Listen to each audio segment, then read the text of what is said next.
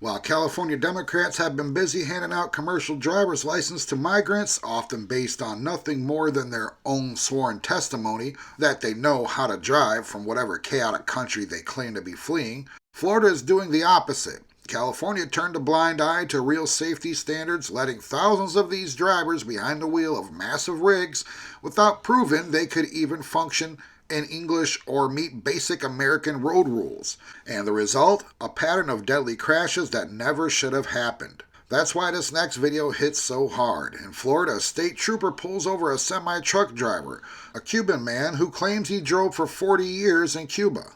40 años, creo que desde Cuba. And the officer quickly realizes that this man cannot read or understand the most basic English road signs like keep right or exit. Can you speak any English? Don't speak no English. What does that mean? Yes. What does it mean? No.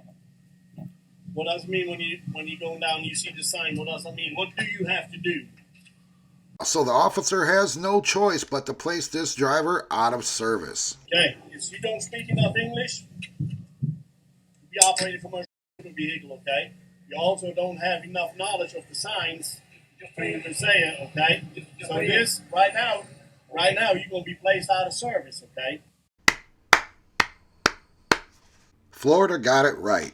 That clip exposes the deadly costs of putting politics over public safety. While California Democrats were rushing to issue CDLs to migrants who couldn't prove basic competence, relying on self-reporting stories from abroad instead of real testing, American families paid the price on our highways. We've seen the headlines. Illegal U-turns by California licensed truckers killing multiple people. Pileups caused by drivers who couldn't read signs or communicate with first responders. One high-profile case after another. All tied back to sanctuary policies that prioritize open borders over American lives. And Florida's new English-only requirement for every driver's license exam, including commercial ones, went into effect in February for a reason. No more translators, no more handing out tests in Spanish, Creole, or whatever language lets unqualified drivers slip through. If you want to operate an 80,000-pound vehicle on American roads, you prove you can read every warning sign, understand every radio call,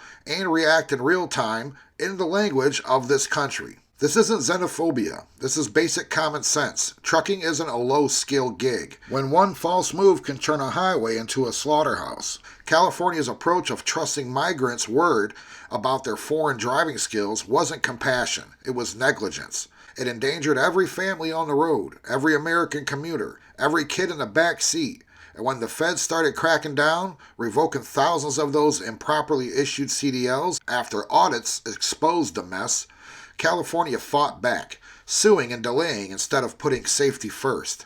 Real leadership looks like that Florida trooper. Calm, professional, and unwilling to roll the dice with public lives. He saw the danger and acted immediately.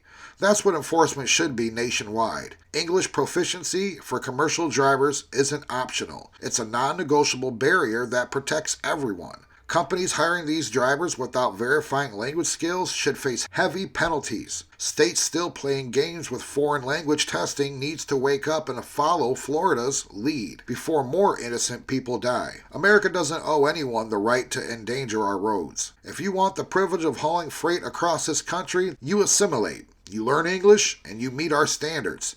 Anything less is just gambling with American blood. The left calls this inclusion. We call it reckless endangerment. Support leaders in states that put American safety first. No more excuses. No more deadly experiments on our highways. But these have been my thoughts, not yours. Drop your comments below. I appreciate you watching. I'll see you on the next one.